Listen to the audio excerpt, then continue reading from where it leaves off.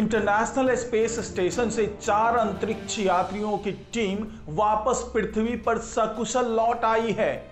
लेकिन इस मिशन के दौरान उन्हें कुछ पड़ाव ऐसे भी मिले जहां उन्हें मुश्किलों का सामना करना पड़ा। तो वो मुश्किलें क्या थी और वो किस तरीके से पृथ्वी पर लौटे और उन्होंने अंतरिक्ष में रहकर किन प्रयोगों को अंजाम दिया, कौन से एक्सपेरिमेंट्स किए उन्होंने, ये तमाम जानकारी मैं आपको इस वीडियो में देने जा रहा हूं। तो इस वीडियो को आखिर तक जरूर देखिएगा। नमस्कार, मैं हूं डॉक्टर सुरजीत सिंह और आप देख रहे हैं महना मिस्ट्री। जी हां दोस्तों, 4 अंतरिक्ष यात्री इंटरनेशनल स्पेस स्टेशन से वापस पृथ्वी पर लौट चुके हैं, वो भी ड्रैगन कैप्सूल की मदद से। तो ये जो 4 अंतरिक्ष यात्री हैं, इसमें से 3 अंतरिक्ष यात्री नासा के हैं, जबकि 1 अंतरिक्ष यात्री यूरोपियन स्पेस एजेंसी का है। तो इनके लौटने की पूरी दास्तान मैं आपको सुनाऊंगा और साथ ही ये भी बताऊंगा कि आखिरकार वो कौन सी वजह थी जिसके कारण 2 बार इनके मिशन को टालना पड़ा और जब ये लौटने को तैयार हुए तो भी इस मिशन को थोड़ी देर के लिए रोक दिया गया। और साथ ही ये भी दिखाऊंगा कि वो किस तरीके से पृथ्वी पर लौटे और कैसे अटलांटिक महासागर में उतर गए। तो ये तमाम जानकारी इस वीडियो में आपको मिलने वाली है। तो अगर ये वीडियो आपको अच्छा लगे तो इसको लाइक कीजिए, शेयर कीजिए, कमेंट कीजिए, साथ ही इस महना मिस्ट्री चैनल को सब्सक्राइब कीजिए और बेल आइकन का बटन जरूर दबा दीजिए ताकि इस तरह का नोटिफिकेशन आपको सबसे पहले मिल पाए। तो दोस्तों, जो ड्रैगन कैप्सूल वापस इंटरनेशनल स्पेस स्टेशन से पृथ्वी पर लौटा है, उसका सफर काफी रोमांचक रहा।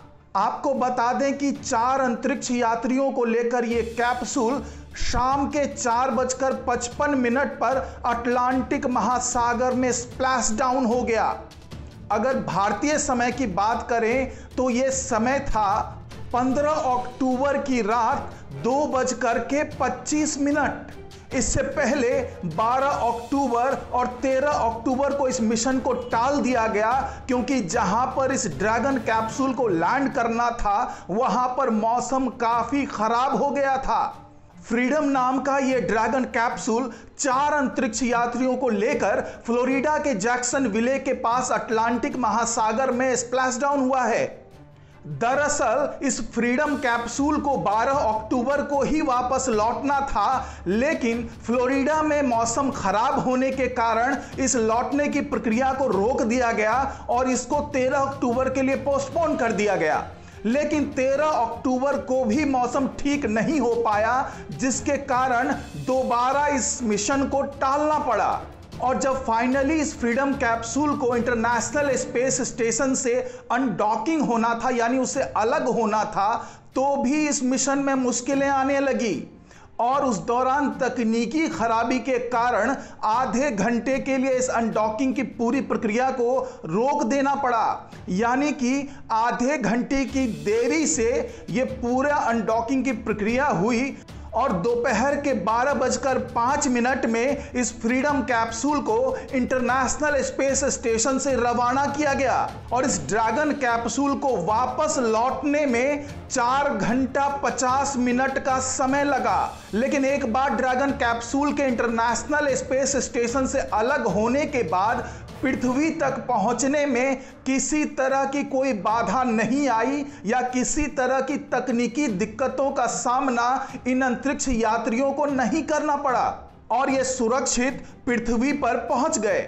और जो 4 अंतरिक्ष यात्री वापस पृथ्वी पर लौटे हैं वो हैं नासा के J Lindgren, Bob Hines, Jessica Watkins और यूरोपियन स्पेस एजेंसी की Samantha Cristoforetti. International Space Station से अंतरिक्ष यात्रियों को लाने और ले जाने का यह स्पेस एक्स का 4था मिशन था जो उसने नासा के साथ मिलकर पूरा किया।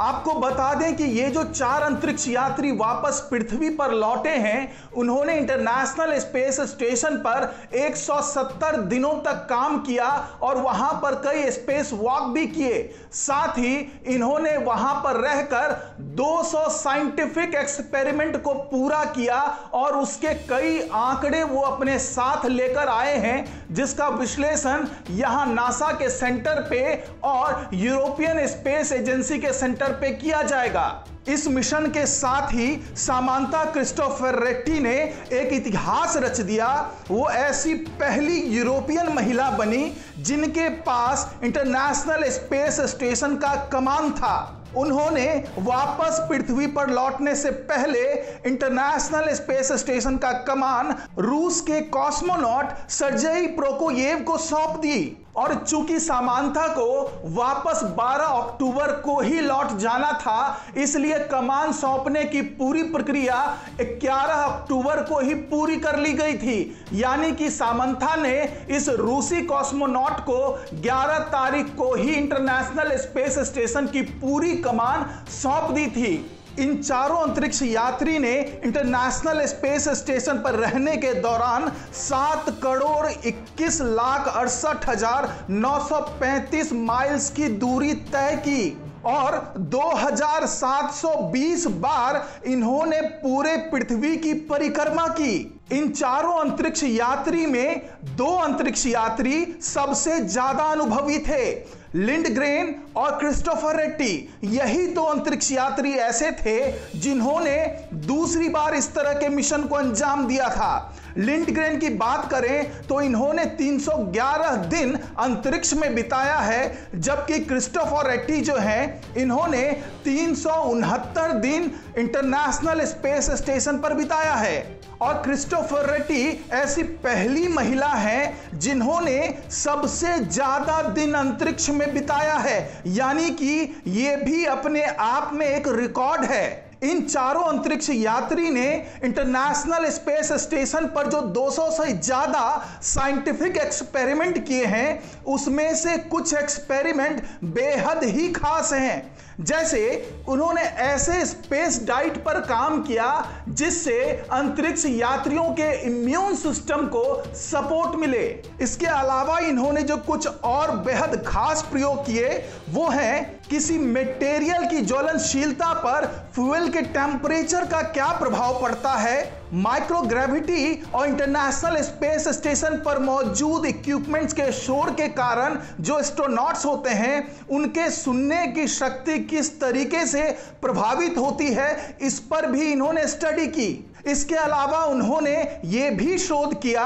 कि माइक्रोग्रेविटी पे जाने के बाद जो ह्यूमन इम्यून सिस्टम है उस पर क्या प्रभाव पड़ता है, साथ ही क्या वो हमारे आयु से जुड़ा हुआ कोई प्रभाव लाता है या फिर कुछ ऐसे चेंजेस होते हैं जिससे ह्यूमन इम्यून सिस्टम जो है वो प्रभावित होता है। और जिस तरीके से आने वाले दिनों में चांद और मंगल पर ह्यूमन कॉलोनी बनाने की योजना चल रही है, यानी कि मानवों की बस्ती बसाने की योजना चल रही है, तो यह भी शोध इन 4 अंतरिक्ष यात्रियों ने किया कि इन 2 ग्रहों पर अगर कंक्रीट उपलब्ध नहीं है, यानी कि पृथ्वी से कंक्रीट ले जाना संभव नहीं है, तो क्या चंद्रमा और मंगल की मिट्टी में ऐसा कोई गुण है जिसका इस्तेमाल वहां पर कंक्रीट की जगह पर किया जा सकता है। यानी कि क्या चंद्रमा और मंगल ग्रह की मिट्टी का इस्तेमाल करके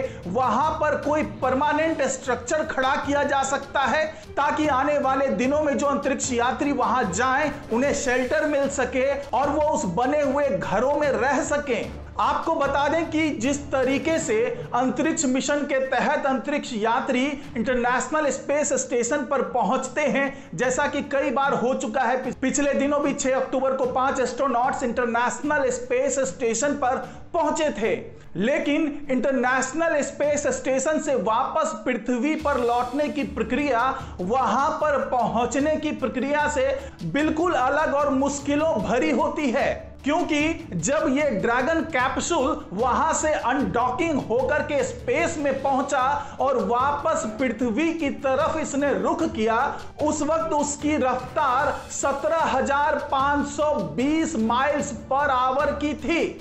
और उसके बाद जब यह कैप्सूल वापस पृथ्वी की तरफ आया तो ऐसा नहीं होता है कि यह कैप्सूल सीधे पृथ्वी पर लैंड कर जाता है, बल्कि यह पहले पृथ्वी की एक परिक्रमा लगाता है ताकि यह अपने स्पीड पे कंट्रोल कर सके और पृथ्वी के ऑर्बिट में आकर के उसके ग्रेविटी के प्रभाव में आ सके और वो अपने स्पीड को धीरे धीरे कम करता जाए। इसके बाद ही वो पृथ्वी के सतह की ओर रुख करता है और धीरे धीरे उस जगह की ओर बढ़ता है जो पहले से ही स्पेस एजेंसी ने तय की होती है।